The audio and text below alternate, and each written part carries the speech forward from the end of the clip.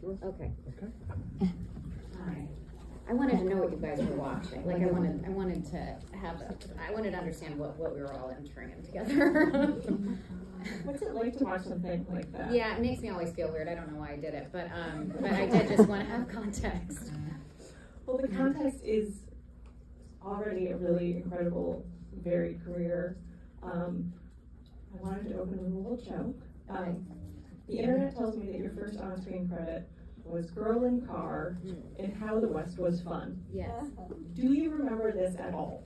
Yes, I do. I mean, whether or not I remember shooting it is one thing, but I do have like a strong memory of my sisters filming How the West Was fun. And so sometimes when I was younger, I would just be around because there's 4 kids and 2 of them are working, and it would be easier for my parents with other adults around for us to be hanging around set. And so sometimes they would throw me in one of the things they were doing, whether it was like a made for home movie video or something, or I think that was it. I don't know if that was like in theaters. I'm not sure, but yeah.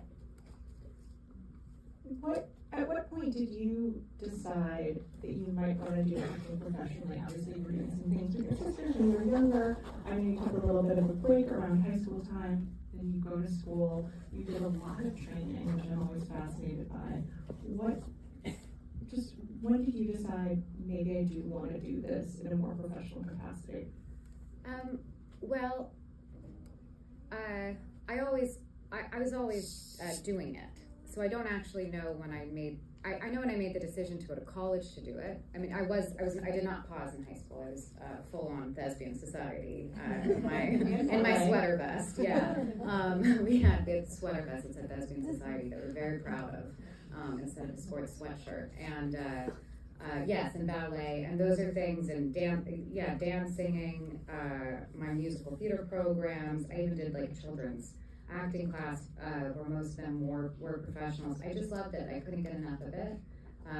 I loved being I loved doing live performances, and it's kind of funny that when I was in college for theater, I was studying at the Atlantic Theater Company through NYU, and I started understudying. So I guess the decision to pursue it professionally would have been because I went to an acting conservatory in college, and I would not want to spend that much money without pursuing a career.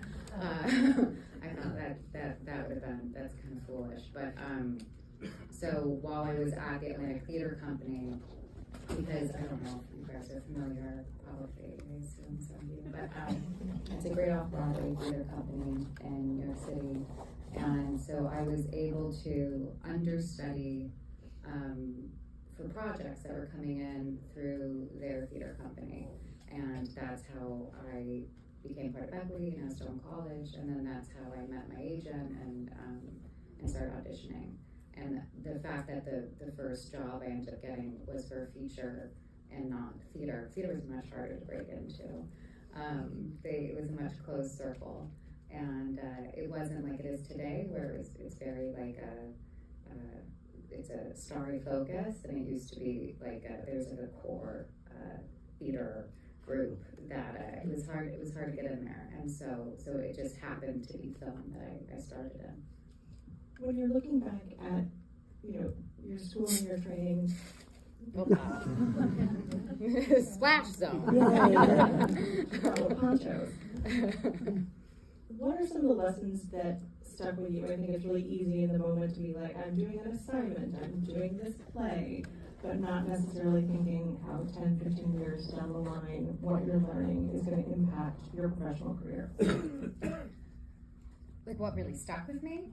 I think so much of it. I love being a student, and I find I just want all the information, kind of. So I went to multiple theater companies before I went to Atlantic Theater Company. I studied Meisner and Strasberg. I would do these summer programs for high school students, and then when I was in college, I went to the Mosfart Theater School, where they kind of do a continuation of Stanislavski, if that means anything to anyone. Sometimes very boring, but I love knowing the history of whatever it is that I'm doing, where the root starts, and how I can be a part of it. And So I think I mean, there's so much I feel like that was foundational to what I do today. I think the thing that was almost a detriment in some ways is I sometimes think there is something where there's like too much schooling where you try and just please teachers. Like I would even do that with writing essays. I would know what kind of essay a specific teacher would want, and then you kind of lose your own point of view and voice within that. And so I would do the same thing in an acting class, depending on who the teacher was. And I think the thing that was hard for me to figure out was really what my personal point of view was. I think it made making decisions at the beginning of my career a little bit harder because I was just so excited to be a working actor. I didn't realize that I could be curating as well. So that's something I don't think I really realized until 2017 or something. Well, it's hard because you want to say yes to things, but maybe there's a time to say no to things. I think that's a big lesson for a lot of people. Yeah, and it's hard to know when I don't know, like you don't want to get in your own way either, and there's lots of different reasons to make work, and sometimes it's that there's not very much work and you need a job, which is very very simple way to look at things. And so yeah, it's been a variation over the last 15 years. But so you mentioned in 2011 Martha, Marcy, May, Marlene. Yeah. I remember going to the Sundance where you had, Sean Durkin's film. You also had Silent House, which is a super fun horror film. As a member of the press, an audience member, it's like, oh, she's the next big thing. She's the it girl. She is arriving. Do you remember what it was like at that time to go to Sundance and all of a sudden everyone is looking at you and excited about you? I do. Again, I wasn't really understanding of the independent film circuit. I didn't really understand film festivals. I understood regional theater far better. And so I thought everyone was insane and living in a snow globe. And I still, to like some extent, think that perspective from the outside looking in is a healthy one instead of drinking the Kool-Aid. And so I'll continue to hopefully keep that with me.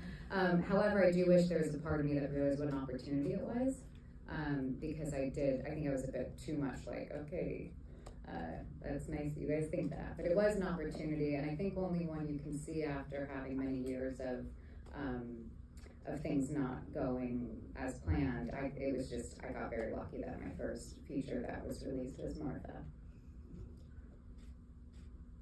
At that point in your career, again, everyone is excited about you. You are trying to figure out what's going to be next. What was the first thing that you felt like changed for you in your career after, for many people, debuting in 2011 at Sundance? Did you notice that you were getting different offers? Were you getting immediate offers? Were you getting different auditions? Were you suddenly pigeonholed into horror movies or movies about cults? I often hear that. It's like, oh, my first big one. They just want me for cult members. What was the first big thing that changed for you that you noticed? Just opportunities, and I don't think I knew how to decipher what was the right group of people to work with. To me, it was more about character and story that I was drawn to, not knowing that needed to be supported by a great filmmaker as well as their producer. And so I think that's the like learning curve. If you're just kind of new to everything. About 2 years later, you were cast in the Marvel Cinematic Universe, and I think this is something that's really easy to do, is to look at someone's career and be like, well, she did indies, and then she made this big jump. You were always mixing things up. But do you remember what that was like when it was like, we're going to do these big studio movies? I think even at that point, we didn't know how big they were going to be, and what sort of decisions you were making in terms of your career and how it was going to potentially impact like your own personal life. Well, I really thought the Iron Man, there's I think 1 or 2 of them at the time, and I thought they were really well-made films, and I thought they did a great job kind of subverting the genre that is a normal like, superhero movie or something, and I thought what an amazing company that cast is, with Mark Ruffalo and Scarlett Johansson and Robert Downey Jr. and so on. And so I felt very lucky and very scared. I think it was 2014 or something, 15, when we shot the first one I did. And now the fact that it's like 10 years later and I have been doing them, is pretty wild because I only signed on for a couple, and that's kind of how I continued to work with them. So I never felt the pressure of like I was like tied to this thing for 6 pictures or something. I really felt like I had a sense of agency, and that it was something that would be a dialogue that I would have with them, and it has been. It's been really fruitful, and the stories have only gotten better for me, for my character, and I really enjoyed it. It's been really, it's some people have ongoing television series that they get to return to, and some people, very few, I feel like, get to be a part of franchises that I know maybe culturally we get a little bit exhausted by, but there is something about them that becomes very familial, becomes a sense of community. We use the same crews, so it is. There's nothing else really like it that I don't know that I'll have again unless it's for an ongoing show, and which is something I didn't know I was open to until recently. But I do like that kind of consistency. It feels good. I mean, job security feels nice. I think we can all agree on that, and that is a part of how I feel about them. Well, it's funny you mentioned like trying to break into the theater world, and it's, there was a company and you ended up joining a different kind of company. Because I was going to ask, what was the thing that surprised you most about your time with Marvel? But maybe that's the answer. But maybe you have another one. I think that I'm still here. That they still. I mean, I thought they were going to kill me off sooner. And they did kill me off. But Aaron Taylor Johnson, who played my brother in the first one, he signed on for 1, but I think he thought that he'd come back, and he didn't. And so you don't really know. So I think the fact that I even did a television show with them. We were one of the first shows that launched the Disney Plus streaming platform, and it's crazy how we've all just adapted to now we have 12 different streaming platforms. It's so crazy what it's turned into in the last 5 years even. And so to bring these characters that are like larger than life to a television felt strange, but it felt really nice to do that while honoring television. I thought WandaVision was a very clever way to honor the medium, and it's like goofy and hard it is to watch us in a sitcom costume flying in that video just earlier. That was very uncomfortable for me. Yeah, because it's really absurd. He's purple and we're magical and we're flying and we're doing an 80s style sitcom. Like, it's really silly without the context of the show. And it's silly. The show is silly, but without the context, it's painful sometimes. Well, let's talk about WandaVision. It was, as you said, it was the first Marvel show. We didn't really, as audience members, we didn't really know what it's going to be. And those first few episodes still, they're in different sitcoms, it's so fun. And then it ends up being this really rich... It's okay. Someone's really trying to get a hold of you, though. Okay. It ends up being this really rich emotional arc, especially for your character. At what point in getting ready to make the show did you realize, it's going to be more than just cool sitcoms? At what point? I don't even know. We didn't have all of them at first. I think we had the first 6 or 5. I'm not sure. I don't know. I think I have no idea. I just was trying not to get in my own way and overthink, and just know that we were part of like an actor troupe. We really shot the first episode in front of a live studio audience once, and that is what we did, like the way they did Dick Van Dyke. And I think that was so terrifying for all of us that everything else felt like the most amazing playtime. And so we were just kind of on a train that didn't stop moving until there was COVID, and we had a 3-month break, as did the world, and then we went back and just finished up. We had all the exteriors to finish up the last few episodes, and so I felt. Yeah, it was just, it kind of, I don't know, it was this wild ride, and then the show, strangely, was really, and almost finished, was really reflective of living in this bubble that we all created for ourselves while living through a pandemic. So there's just something kismet that happened with that show. It was a complete accident.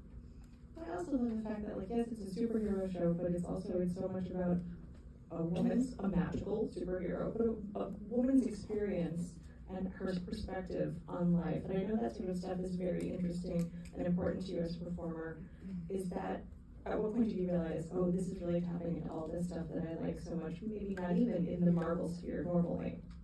Well, I love, what's the phrase I'm looking for? Oh gosh, Lizzie, come on. When you don't trust your lead character. Unreliable Thank narrative. you. Yeah. I love an unreliable narrator, and that's why I loved doing Love and Death so much. Like I love not necessarily trusting the protagonist, and that's always fun for me to know when we're creating doubt for an audience of this person's own perception of what's right or wrong, or what's real, what's not real. And so that was a fun gift to get to play within the kind of like cliffhangers for the episodes. I did mention before that even while you're making these giant scale movies, indie film was very important to you. I told you beforehand, oh, I loved His Three Daughters, and then seeing the clip, it reminded me why I loved it so much. But something like Ingrid Goes West, which is so funny, Very Good Girls, which is a film I loved when I saw it at Sundance, another Lizzie Olsen Sundance hit. Why was... I wouldn't call that movie a hit, but thank you. Sundance hit. It was maybe not a theatrical hit, but it was got a lot of good buzz at Sundance. Again, the bubble, the snow globe. Yeah. Why is it important to you to keep varying what you do and not necessarily just becoming a Marvel actress or like, you know, a blockbuster franchise actress? I don't think being a blockbuster franchise actress sounds fulfilling, and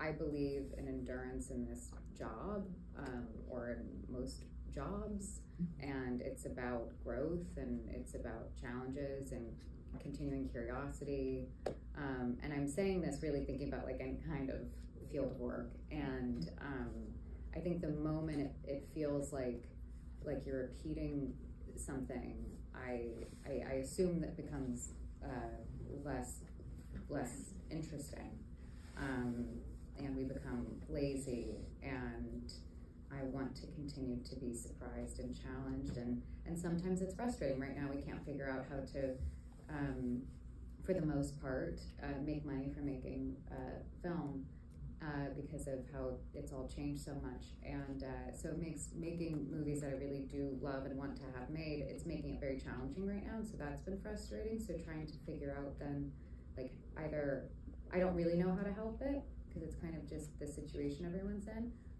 But trying to then figure out then what can I do that still does feel like a challenge or fulfilling. And that ends up being kind of like pitching and trying to build your own possible work, and so that's been interesting, and also not fun, but because it's way more no's than you're used to, and I'm like really used to no's, as a lot of actors are.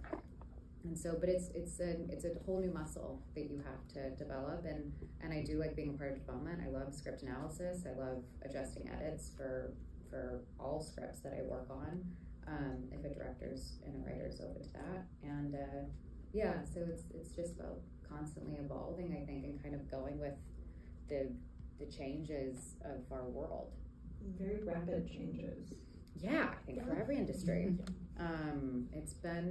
We're all adjusting to a lot quite quickly in the last 15 years. I feel lucky though that I got to be a part, I also feel lucky that I didn't have social media when I started working. But I do feel lucky that I got to be a part of this kind of, these last moments of what independent film was, that probably shifted really in like 13 or something. You're sort of beautifully teeing up for what I want to talk about, which is, we saw that wonderful clip for Sorry for Your Loss, which was this beautiful Facebook Watch series. Yeah. That was the first time that you produced. Yeah. Tell us about the decision to start producing. Sometimes I feel like I hear from performers, it was inspired by a filmmaker or creator who really let you into the process and you loved it, or the opposite, you wanted to be let into the process and you weren't, and you wanted to make your own work. I know you got really immersed into the character, but just tell us about that decision, like, I'm also going to produce this. So it was around a time when I realized that I needed to probably be a bit pickier with my choices because I wasn't being considered to work with certain filmmakers that I once was.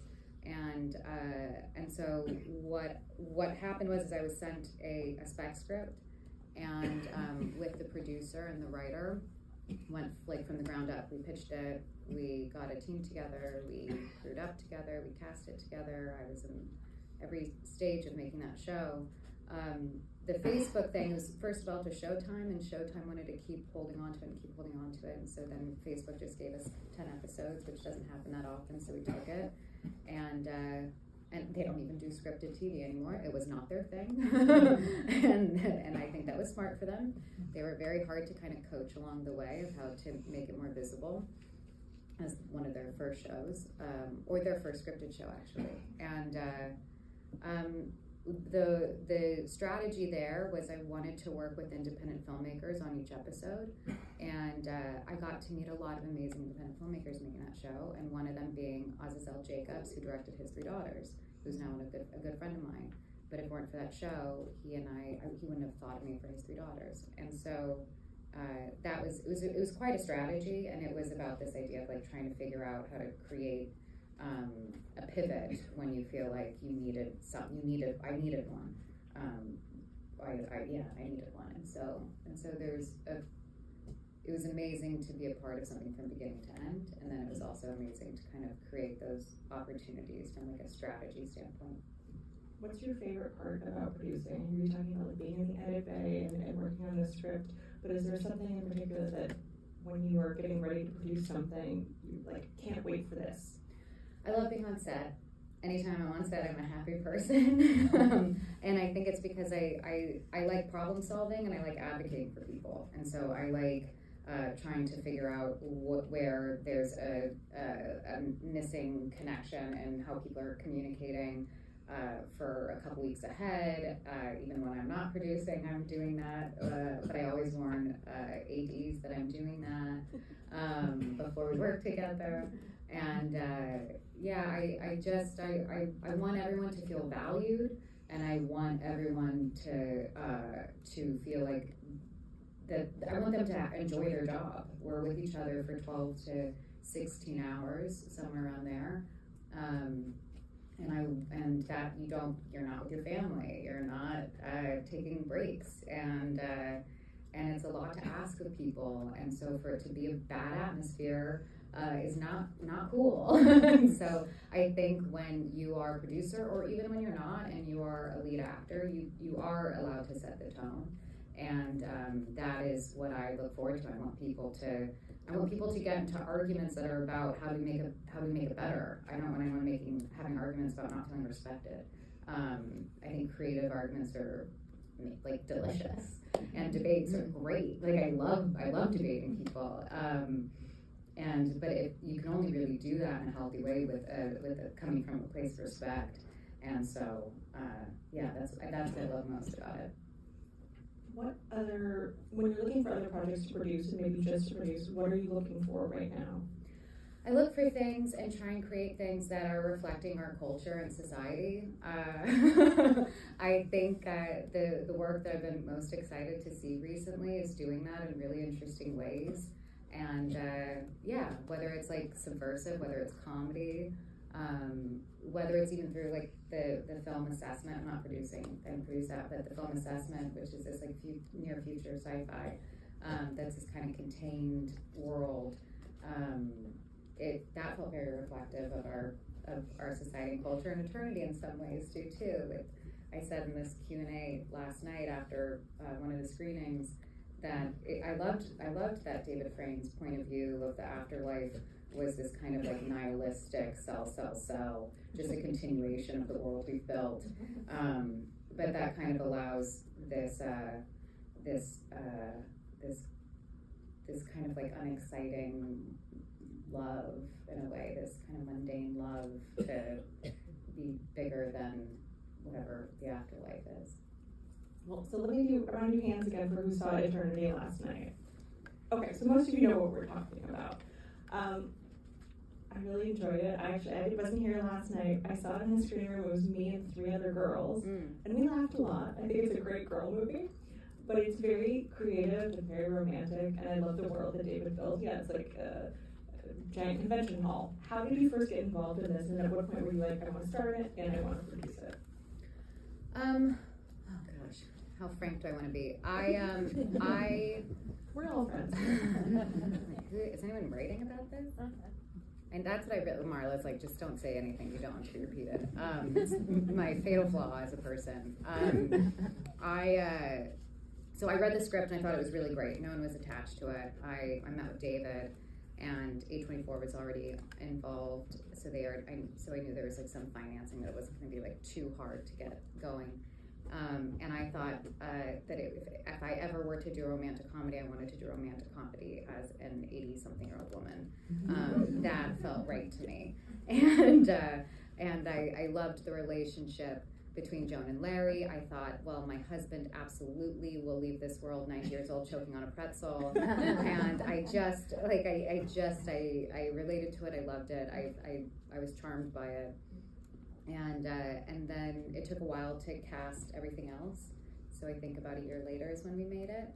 And it was during the casting process and like silly like legal stuff where sometimes you become a producer. I wasn't like really working. That's what I'll say that. I basically realized that in independent films, it's sometimes nice to become an executive producer so that you can help support the director. Sometimes you don't need to. Sometimes the director will be in a situation where they're trying to fight for something to be in the film or cast someone that they want in the film, and it is more helpful if you have that to kind of go advocate for them or support them in what they want. And so that is why sometimes I become an executive producer. So I wouldn't say I produced it in the same way. I feel like I produce Sorry for Your Loss, where I'm like, involved in the sound mix. That's not what happened on this. But I mean, as you say, it's a level of advocacy. Like, I think if you walk into a room and you're like, no, I really want this thing that David also wants, people are going to listen. And I think that's very positive. You hope that they're going to listen. They might listen, they might not agree, and that's fine. But I think it's you usually sign on because you believe in a director's point of view, and so it is sometimes helpful if this is only their third feature. Like, you're not going to do that with like P.T. Anderson or whatever. But with David or with Fleur Fortuné, who I wish I had with Assessment, because I wish I could have been more of an advocate along the way in different stages. She made the movie that she wanted to make ultimately, and that is nothing to do that's not me reflecting on the outcome. But I do think that that was her first feature, and I kind of realized then, like, oh, it would be really probably helpful for her if Alicia Vikander and I were also executive producers on it, just to support her more. We talk about you playing an 80-year-old woman. You're I used to say 90, and then I kept getting corrected that she's like 88 or something, but like, I don't really know. She's your accent that you use in this is really wonderful, and the way you carry yourself. What was it like the first time that you found that character in your current form? Well, we were trying to figure out the kind of like the duos of the times that Joan would have loved, and you kind of start with Shirley MacLaine and Jack Lemmon naturally, and then I just became obsessed with Anne Meara and Stiller, Jerry Stiller, and I just, for whatever reason, I just was like, I think it's them, but whatever that means for Miles and I, and so that was kind of the start. Like, I wasn't trying to be like I wasn't trying to do a thing of the fifth, like I wasn't trying to do that, but I was trying to understand, whatever, like that kind of like scrappy New York, or like whatever it is, like Queens, like woman, and so I kept thinking of Anne Meara, and so that's where it started, and it was really, really fun. And I think Miles also, we both, I mean, I've never been more charmed by him on screen. So I think he was so fun to watch in this film. Well, it's funny that we're kind of supposed to believe, and we do believe, like, Miles is a little schlubby. And it just, like, he's so charming. He loves his wife so much, and that was really, it's funny and it's sweet, and it was so much fun to watch. Thank you. I would be remiss if I didn't ask a question that, again, we're all friends here. I feel like recently, when you've been talking about Marvel stuff, and even, like, today, it feels like you're still in it. And I know that you're voicing Wanda in the show. Is there a world where you're not out of the Marvel business? It does seem like it's something you really love. It is something I love, and it's something I always want to return to.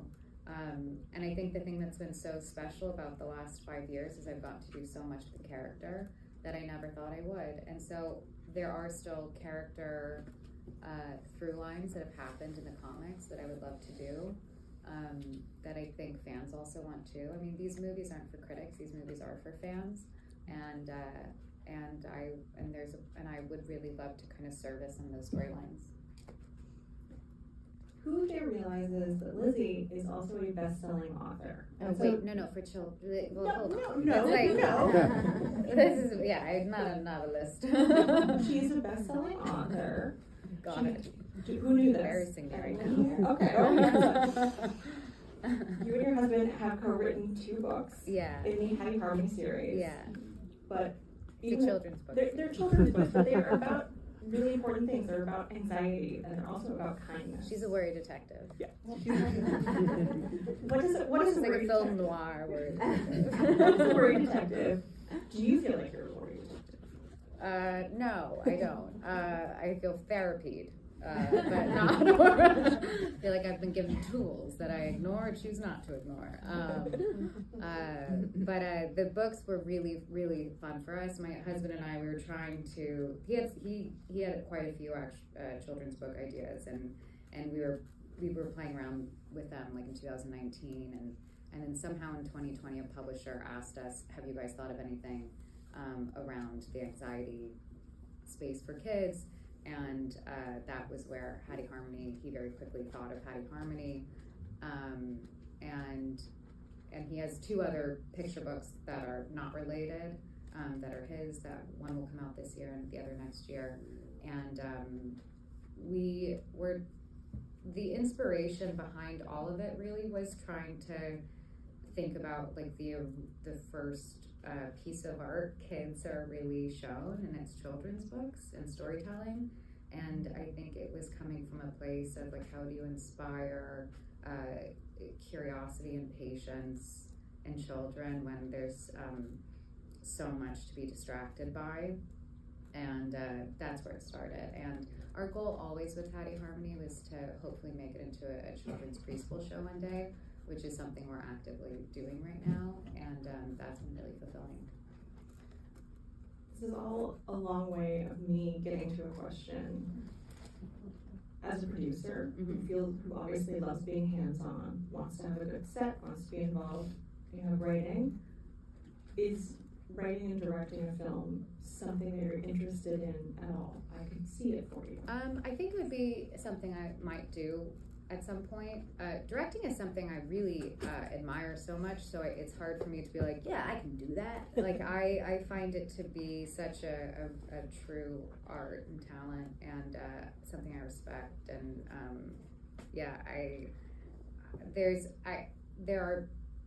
I love a lot of elements of writing. I don't like sitting down and writing dialogue, but I love help crafting story. I love creating turns. I love creating payoffs and things that return back to. But that's because I also love writing essays, and so it's something I do like. But I don't know. I don't know if I will direct. I have nothing that comes like it's silly to. I don't know, but maybe. I don't know. You have a ton of upcoming projects.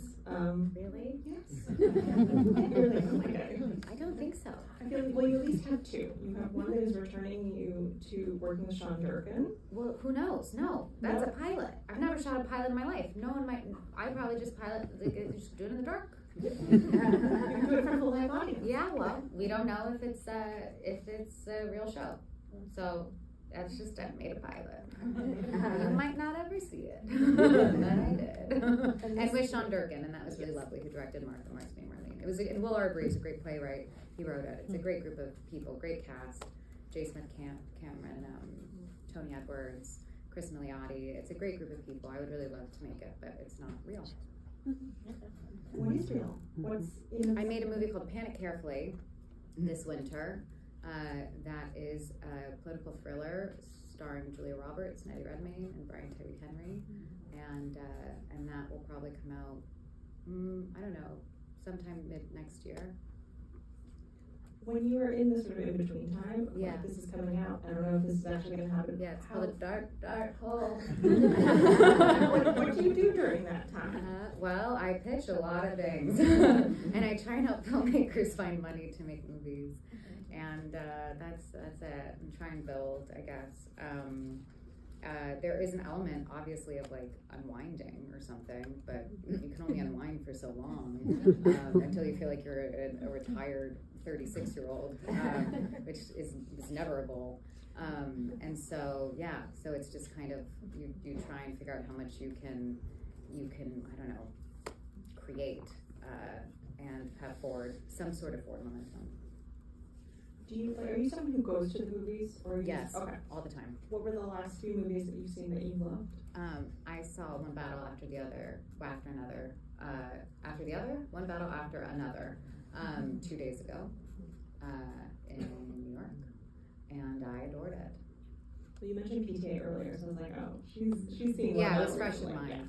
Yeah, I also, I mean, I watch I basically, I don't like leaving neighborhoods and we're in Los Angeles, because it's kind of the point of Los Angeles is you don't leave where you live. It's why it's a dark, dark hole. And but I do to go see movies, and that's how I kind of travel around LA, is doing that. I think we have time. You guys are like, no, we don't. We do. We signed up for 45 We have 10 minutes. Okay. Okay, sorry. So we're going to be able to take a few questions from the audience. I don't think we have a mic, so just if I point you Also, out, no pressure. you can stand up and I'll point you, or no pressure. If you guys don't have any questions, guys. Lady right here. Yeah. Hi. Thank you for everything you've done. And I wonder, is there a character or are there characters in literature and books that you've read that you'd like to bring to the screen? That's a great question. Want me to repeat it? Sure. She wanted to know if there are any characters in literature that Lizzie Hassine wants to bring to the screen. That's a great question. George and Martha, Who's Afraid of Virginia Woolf, is something I've never been interested in playing Honey, so I haven't. But I would love to play Martha one day. That's something that's really important to me. Long Day's Journey is also another role that's really Mary Tyron's a character I'd love to play. And so those are the first two that come to mind. Yeah. This gentleman right here. I know you just talked about storylines in the MCU and the comics that you would love to do eventually, maybe. Is there a specific one? Because I know in one interview you talked about Wanda going crazy and having children and doing all that, and then she actually did. Yeah. So is there anything in particular you have in mind, like something like House of M or anything that you would love to do? That's exactly what it is, actually. That's what you is what I would love to do with Martha. Okay. But I think we'd have to figure out how to almost do it in reverse, because she says no more mutants. That's true. And we don't have mutants yet in the Marvel True, world, but they're so trying to like get the mutants now with everything in the MCU, but I mean you'd have to come back first. I'd have to first come back to life. Of course. Yeah. But that is the storyline that I love so much, in the comic that I love so much for her. Okay. Yeah. Perfect. Thank you. Yeah. This lady right here. Speaking of your theater experience, do you have a preference between Stanislavski or Meisner? Do I have a preference? Yeah. Well, that's about like just like acting. Yeah. What do you find that you lean towards? So the thing that I loved about doing the Stanislavski in Russia is that it's something that continued in time. They didn't freeze it. Yeah. They continue it, and so the teachers there believe that they're experts enough to continue the forward motion of it. So I actually really enjoyed that. Whereas the Meisner stuff felt very imperialistic or something when I did it. And but what I do love about Meisner is like the constant attention you have to be putting on someone else and not on yourself. whereas Stanislavski, it's more selfish. Yeah. But there's a balance, and I think I had a teacher in Russia who told me, you should feel like you're allowed to take up space. And I'm so of the mind of like always putting everything on everyone else I'm working with, because it's more fun for me to try and like do that with someone. But I think there is a balance between both. That's valuable. Just to part B on that, having studied so many different crafts and processes, do you believe in process to curate your own? Are there cornerstones that you rely on? Is it different every time? I think with process for me, it's different every time, yet it largely is like voice and physical. I think the longer, as I'm continuing, that's I have a really hard time as myself. I don't feel free in a character that's more like me, and I'd like to actually be better at that, but it's really hard. I feel a bit more vulnerable or something, and I much rather have some sort of affectation in my body or in my voice, because it feels freer, and it kind of allows me to feel like everything I do is okay, choice-wise.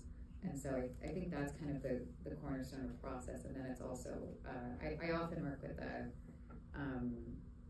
dialect coach who's very good with script analysis, and so she and I kind of work on that together.